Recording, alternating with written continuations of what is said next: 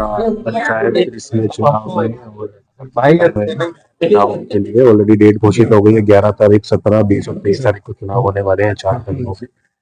जो टोटल मतदान केंद्र है उसमें 93 मतदान केंद्र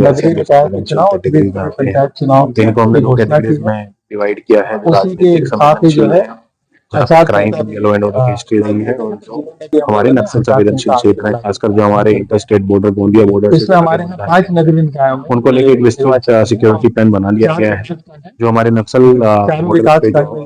एरिया के लिए एरिया डोमिनेशन प्लान हो गए हैं, ऑलरेडी स्टार्ट हो गए हैं पिछले एक हफ्ते से। उसके अलावा हमारी इंटर स्टेट ऑपरेशन और inter state area domination patrols निकलेंगे। ऑलरेडी हमारी इंटर स्टेट मीटिंग्स हो गई हैं और आगामी सप्ताह में भी इंटर स्टेट मीटिंग आगे भी होने वाली है कोऑर्डिनेशन के लिए। साथ में हमारे इंटर स्टेट बॉर्डर्स पे चेक पॉइंट्स लगने वाले हैं, खासकर हमारे बाउंड्री बॉर्डर है और हमारे डिस्ट्रिक्ट बॉर्डर्स पे चेक पॉइंट लगेंगे किसी भी तरह के मूवमेंट को चेक करने के लिए।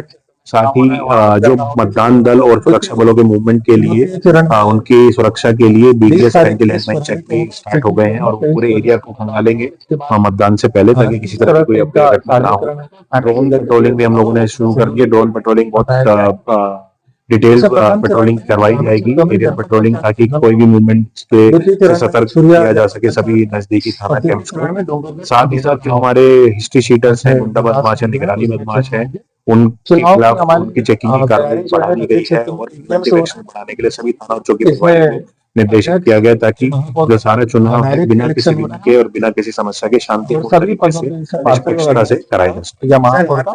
वो ईवीएम के माध्यम से होना है। नहीं, हम लोगों को बाहर से बल की इसमें आवश्यकता नहीं पड़ेगी। हमारे जिले का बल है, उपलब्ध बल है, उसी से हम लोग चुनाव करेंगे और इसी तरह से चरणों का विभाजन हुआ है, ताकि उसी बल में बिना किसी जरूरत के बाहर से चुनाव। हमारे यहाँ जनसंख्या के